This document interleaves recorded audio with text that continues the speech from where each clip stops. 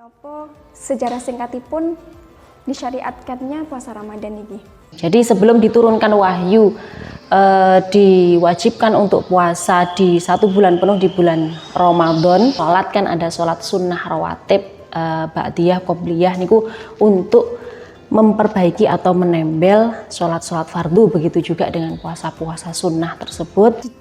Jadi ketika puasa niku mboten parang males-malesan nggih. Kalau menurut saya seperti itu.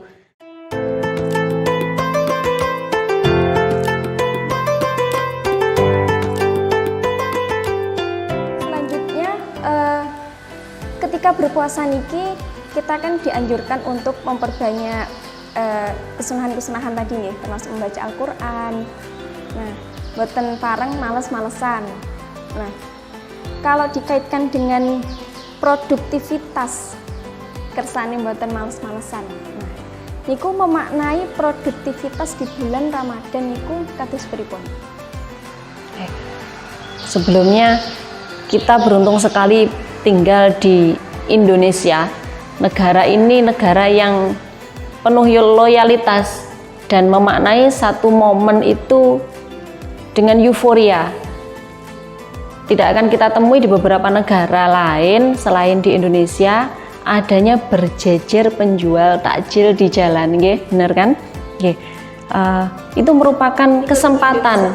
Nah, nggih, ada yang boleh kita ikuti, ada yang tidak, nggih. Latah itu ada yang boleh, ada yang tidak. Jangan itu jual takjil, kita jual takjil juga untuk memaknai produktivitas di bulan Ramadan misalnya seperti itu. Itu baik. Tapi kita juga lihat kondisi. Nah, itu kan dalam segi bisnis, nggih. Nah, kembali lagi memaknai produktivitas di bulan Ramadan. Pada bulan Ramadan itu menurut saya adalah 1 bulan yang panjang tapi singkat. Panjang tapi singkat. 1 bulan itu kan banyak, nggih. Tapi akan terasa singkat. Apalagi kalau kita menyia-nyiakan 1 bulan tersebut. Kita menyia-nyiakan 1 bulan tersebut hanya digunakan untuk puasa saja. Puasa maksudnya hanya menahan lapar dan haus tanpa menggunakan 1 bulan tersebut dengan yang sebaik-baiknya. Salah satunya tadi adalah takjil. Nah, orang berjualan takjil di Indonesia ini sangat marak, sangat banyak sekali, nggih. Kalau kita mempunyai kemampuan di bidang bisnis ataupun kuliner, kita bisa memanfaatkan hal tersebut. Oke. Kemudian berjualan berbagai alat ibadah pada bulan Ramadan untuk oleh-oleh ketika mudik, ketika pulang kampung. Oke. Adanya parcel untuk menyambut bulan Ramadan dan Idul Fitri itu juga insya Allah hanya ada di Indonesia. Nah, di hampir 1 bulan sebelum Ramadan itu pasti sudah berjajar sirup-sirup marjan. Iklan-iklan marjan sudah hampir launching seperti itu. Itu hanya terjadi, insya Allah hanya terjadi di Indonesia. Mungkin negara lain ada, tapi saya rasa yang saya lihat tidak semeriah yang ada di Indonesia. Nah, itulah kita bisa memaknai, kita bisa mengambil momen tersebut dengan memanfaatkan kemampuan kita atau kelebihan yang kita punya dari segi duniawinya seperti itu. Oke. Nah, lanjut langsung saya contohkan mawon nggih. Misalnya seorang pelajar memaknai produktivitas di bulan Ramadan itu waktu kita berkurang. Waktu untuk apa? Waktu untuk makan siang. Istirahat biasanya kita makan siang, jajan, nongkrong, nggih. Ini bisa kita manfaatkan untuk istirahat, entah itu tidur siang atau mutolaah belajar. Nah, ini bagi pelajar. Kalau untuk pekerja bisa digunakan untuk istirahat, bisa digunakan untuk bisnis juga dan yang lain sebagainya. Misalnya kalau bulan puasa itu kan kita bangun sahur sebelum fajar. Kalau di Indonesia kita sebutkan saja di negara ini nggih, di daerah ini nggih, daerah timur jam 3 malam dini hari misalnya nggih, kita sudah bangun. menyiapkan sahur. Kalau untuk pelajar mungkin hanya bangun langsung makan karena sudah ada yang menyiapkan, ada orang tua yang menyiapkan. Nah, ini kita gunakan untuk beribadah. Kita sholat tahajud, kemudian tadarus, 1 juz boleh, 1 surat boleh, 1 lembar juga boleh. Kita gunakan untuk stretching, warming up, olahraga sedikit. Nah, Biasanya jalan-jalan pagi. kalau jalan-jalan lebih baiknya setelah subuh. Jadi matahari sudah muncul sehingga vitamin D, nonton nggih, kalau dari segi kesehatan akan memperlancar aliran darah. Kalau sebelum subuh bisalah pemanasan sedikit dengan sholat tahajud itu juga termasuk pemanasan. Kemudian membereskan kamar misalnya. Nah, ini hal sepele tapi bermanfaat daripada kita hanya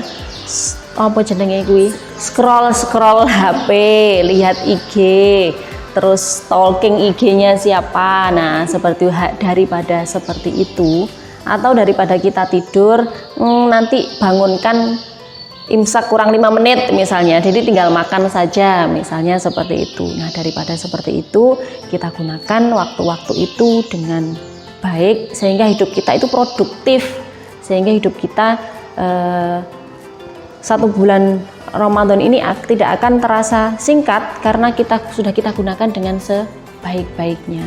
Setelah makan sahur, menunggu jamaah subuh, kita bisa deres lagi misalnya begitu, atau belajar pelajaran nanti apa. Ini untuk pelajar. Kalau untuk pekerja bisa menyiapkan apa pekerjaannya. Kalau untuk dia bekerja di bidang kuliner bisa menyiapkan apa yang akan dijual nanti sore apa.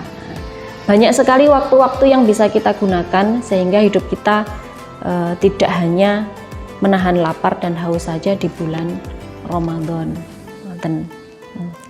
Sama dengan hari-hari biasa nggih, aktivitas harian di luar Ramadan pun juga sama. Saya rasa begitu nggih. Kita itu kan hidup hanya untuk beribadah. Kalau dari segi syariatnya kan seperti itu. Kalau dari segi duniawinya, kita hidup hanya untuk makan, minum, kerja, belajar, kan seperti itu saja. Tidak ada hal-hal yang tidak bermanfaat. Ya, sekali-kali bolehlah jalan-jalan, meskipun itu dianggap tidak bermanfaat, tapi juga bermanfaat untuk kesehatan mental kita. Tapi ya jangan sering-sering, sering-sering nggih, yo kesel pikirane akhirnya kan ngoten. Jadi untuk memaknai produktivitas atau menyeimbangkan antara ibadah dengan kegiatan sehari-hari, bisa saya contohkan seperti itu. Untuk fleksibilitasnya atau untuk memanage waktunya diserahkan ke masing-masing individu, karena orang itu kan tidak sama nggih. Kalau saya mungkin bisa dikatakan mut-mutan kadang rajin, kadang disiplin, kadang paling tidak kita punya mindset, kita punya daftar lah, hari ini punya list apa yang harus dilakukan selama 1 bulan penuh ini. Mungkin khatam Al-Quran 5 kali atau 30 kali, jadi 1 hari khatam 30 juz misalnya begitu. Minimal kita punya keinginan seperti itu, punya rencana seperti itu. Atau kalau jualan misalnya, hari raya, sampai hari raya ini saya harus mencapai target sekian, mencapai omset sekian misalnya begitu. Boleh menyeimbangkan ibadah dengan kegiatan sehari-hari seperti itu, boleh. Tapi bekerja dan kegiatan seperti itu untuk memanfaatkan momen Ramadan tetap harus diseimbangkan dengan ibadah. Jadi puasa gitu tetap, ibadah tetap, pagi sholat duha tetap. Misalnya tidak bisa sholat duha nggih mboten napa-napa, sing penting niat mawon, saya jam sekian harus sholat duha dulu, kemudian bekerja, kemudian sekolah misalnya seperti itu. Dan melakukan hal-hal yang sehari-hari atau hal-hal yang bermanfaat bagi dunia maupun ukhrawi atau akhirat kita. Jadi tetap seimbang. Nggih, saya rasa begitu. Tidak hanya di bulan Ramadan saja, catatannya seperti itu nggih. Jadi kalau bisa setelah Ramadan, biasanya nanti setelah Hari Raya Idul Fitri kembali lagi, rutinitasnya kembali lagi seperti sebelum Ramadan. Jangan seperti itu kalau bisa. Ini juga remind untuk mengingat bagi saya, penyemangat bagi saya sendiri. Jadi minimal kita punya target puasa ini, kita dunianya mungkin saya belajar bab ini sampai selesai, misalnya begitu. Kalau untuk bisnis, saya harus meraup omset sekian karena diperkirakan pada bulan-bulan ini, tahun ini ekonomi masyarakat Indonesia meningkat, misalnya begitu kan. Harus pandai-pandai melihat peluang juga para orang bisnis. Akan tetapi ibadahnya juga tetap berjalan. Setelah buka puasa, sholat isya, tarawihnya juga tetap genep, nopo jenenge. Jangan sampai setelah setengah dapat puasa banyak undangan buka bersama, nggih. Setelah buka bersama niki biasanya godaannya ketemu teman-teman, ketemu keluarga, tidak tarawih. Nah, niku saya bicara seperti ini karena punya pengalaman juga, nggih. Orang itu kan nggak selamanya lurus, baik terus, nggih. Nah, saya akui kalau ketemu teman-teman itu nikmat sekali kalau ngobrol, nggih. Ketemu saudara sambil makan itu sangat menyenangkan. Jadi tetap harus seimbang. Misalnya tidak bisa tarawih pada waktu isya awal, nanti sewaktu pulang malam-malam juga mboten nopo. Karena tadi salah satu kesunahan dari puasa adalah melakukan sholat tarawih, sholat yang banyak sesuai madhab yang diyakini masing-masing lah. Saya tidak akan menyebutkan harus berapa nggih. Pokoknya sampean tarawih. Ora tarawih malah sing kleru ngoten nggih. Kalau teng pondok pesantren nih, gambaran produktivitas nopo kados ngoten niku. Gambaran produktivitas ingkang sae ngoten. Apalagi kalau di pondok itu nikmat sekali nggih. Kegiatan kita itu sudah terjadwal dengan baik. Gayane sampean. Enggak kroso arepe mulai jere gayane. Padahal wis ngarep-ngarep. Nek kula riyen teng pondok akhir tahun ngenten iki pun ditulis teng papan. Pulang kurang berapa hari. Wis ngarep-ngarep mulai padahal ning omah ya nyapo ngono kae lah. Jadi kalau memanfaatkan hidup di pondok niku sangat baik. Hidup di pondok niku saya rasa keberuntungan tersendiri sebagai santri ataupun di lingkungan pesantren seperti ini, karena azan nggih tepat waktu gitu, jamaah juga disegerakan di awal waktu. Tinggal kitanya bagaimana gitu, tinggal kitanya bagaimana. Kalau kita tetap males-malesan, kalau kita tetap mengikuti nafsu, mengikuti keinginan kita, saya pengen ngene, engko ae, saya arep ngene, saya arep ngono. Nah, kalau kita tetap mengikuti seperti itu, nggih tertinggal dengan yang lainnya.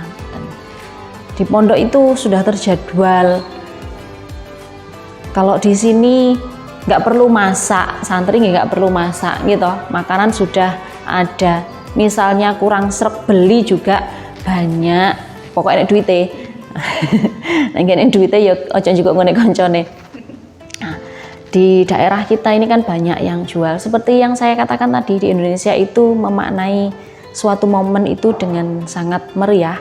Banyak sekali penjual-penjual yang menyediakan takjil, bahkan sahur.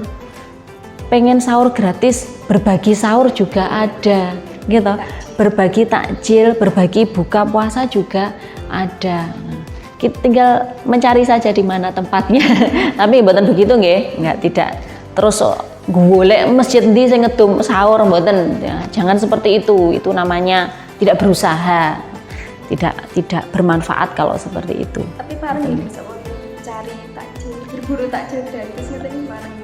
nggih bukan dengan niat agar mendapat gratisan mboten nggih, tapi kita niat membantu orang yang berbuat baik. Membantu orang yang Mbak kayak itu komunitas itu pengen berbuat baik dengan membagikan takjil misalnya, kita membantu menyenangkan menerima takjilnya, seperti itu boleh, mboten napa-napa. Bukan berarti kita golek-golek nggih, mencari-cari ngoten mboten. Kalau seperti itu tidak baik. Bukan tidak boleh, tidak baik. Jadi boleh atau tidak yang menilai kita sendiri. Mboten. Nggih, kalau ada nggih mboten napa-napa, tapi kalau kita mampu sebaiknya kita jangan menjadi penerima, tapi kita juga yang memberi. Ngoten. Nggih. Sekali lagi beruntung sekali kalian santri atau bukan anak pondokan tapi orang tuanya gati nopo perhatian, maem yo garek, maem suwis dicepakne sudah disiapkan, kita tinggal makan. Nah, wujud syukur kita sebagai anak nggih, sekolah yang baik, belajar yang baik, yang sregep, membantu dengan sebisanya. Paling tidak kalau tidak bisa seperti itu nggih, berkata yang baik. Itu salah satu wujud syukur kita mempunyai orang tua. Entah itu orang tuanya baik atau tidak nggih, kita sebagai anak bersyukur mempunyai orang tua dengan berkata yang baik. Salah satu keberuntungan santri lagi adalah waktunya terjadwal. Jadi kalau kita bisa memanfaatkan waktu-waktu tersebut, kita bisa menggunakan waktu senggang dengan melakukan kebaikan, dengan mutolaah, dengan belajar, dengan deres Quran, nunggu jamaah karo deres misalnya. Gak terus jogrok neng kamar menang ngenteni lek komat. Biasanya jam segini komat baru wudhu. Nah, hal seperti itu kurang baik, nggih, kurang baik. Bagi siapa? Bagi diri kita sendiri. Yang rugi kan kita sendiri, bukan orang lain, bukan gurunya, bukan kiainya. Kalau kalian tidak dapat jamaah di awal, kalau kalian tidak melakukan jamaah, kalau kalian tidak deres, yang rugi siapa? Diri kita sendiri. Jadi nggak usah kalau di pondok itu kan ada hukuman, kalau tidak jamaah ada hukuman. Tujuannya apa? Untuk mendisiplinkan. Nah, di pondok itu keberuntungannya adalah hidup mandiri dan hidup disiplin. Sudah diatur jadwalnya, tinggal kita, tinggal anaknya, tinggal santri tersebut menggunakan sebaik-baiknya nopo mboten. Nah, saat ini tips nih untuk meminimalisir hal-hal yang muluwah, yang tidak bermanfaat di bulan Ramadan. Untuk meminimalisir hal-hal yang tidak bermanfaat dengan melakukan kegiatan yang bermanfaat, pastinya seperti yang sudah saya sampaikan tadi, dengan deres, dengan belajar, dengan bermain bolehlah, bermain boleh asalkan tahu waktu. Nah, ketika sudah mulai ada komunitas yang tak omongi, nah sudah mulai seperti itu, nah itu kan menjurus ke jamiah ghosibiyah. Nah itu sebaiknya kita menghindar dengan cara yang baik, tidak perlu iki rasan terus dalil-dalil lah, mboten perlu seperti itu. Atau kalau kita tidak bisa, cukup diam di situ, diam saja, hatinya deres. Misalnya wis opo sing diapali, nggak hafal nadom yo hafal Quran nopo hafale kula bau ahad yo semua hal Allah ahad orang sama mawon agar tidak menyinggung lawan bicaranya. Dan untuk menghindarkan atau meminimalisir sesuatu yang tidak bermanfaat, melakukan hal-hal yang bermanfaat. Nopo mawon banyak sekali. Nopo nyapu manfaat, gitu. Manfaat untuk diri kita sendiri, untuk orang lain juga. Nopo malih jabuti suket, manfaat ngihan untuk kesehatan kita juga. Ben dilem, alah patike ben dilem rajin, biarkan orang berkata seperti itu. Yang penting niat kita. Nopo malih sing bermanfaat bagi diri kita, belajar, wis kayak nek sing dipelajari buku sudah hafal semua misalnya, yo dihafalne sak buku niku. Banyak sekali hal-hal yang bermanfaat yang saya kira kadang dilewatkan oleh seseorang di nyapo ngene ngoten. Jadi sesuatu yang manfaat bagi diri kita sendiri, bagi kesehatan kita, tapi tidak kita lakukan, itu banyak sekali. Nggih. Nggih, hal-hal sederhana, hal-hal yang dianggap sepele tapi sebenarnya itu lebih baik daripada melakukan hal-hal yang tidak bermanfaat. Jadi intinya produktivitas di bulan Ramadan ini adalah dengan memanfaatkan momen bulan Ramadan ini untuk meningkatkan ibadah, melaksanakan hal-hal yang bermanfaat buat kita, meskipun itu terlihat sepele, terlihat alah nyapa sih ngaten. Engkang terakhir nih gini closing statement. Nggih.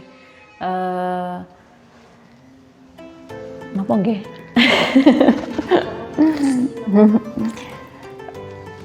Jangan menganggap suatu pekerjaan atau seseorang itu dari luarnya. Nggih. Suatu pekerjaan itu dianggap baik juga karena niatnya, tidak perlu siapa yang melakukan atau pekerjaan itu apa. Nggih. Untuk memaknai bulan Ramadan ini gunakan sebaik-baiknya, terutama untuk diri kita sendiri, kebaikan untuk diri kita sendiri, entah itu dianggap kurang baik oleh orang lain ataupun tidak, yang penting manfaat untuk kita sendiri. Tapi bukan berarti tidak menghiraukan orang lain, bukan. Nggih. Yang terakhir, mari kita lakukan puasa ini dengan sebaik-baiknya, dengan khidmat, dengan semangat untuk memperbaiki diri kita sendiri, untuk introspeksi diri kita sendiri. Ngoten nggih. Alhamdulillahirabbil alamin. Demikianlah tadi penjelasan tentang puasa lahir, puasa batin, dan juga produktivitas di bulan Ramadan. Matur suwun sangat nih penjelasannya pun, semoga bermanfaat. Jangan lupa saksikan terus program spesial Ramadan Teras Teman Ramadan Santri setiap hari Senin dan Kamis pukul 5 sore. Sekian dari kami. Wassalamualaikum warahmatullahi wabarakatuh.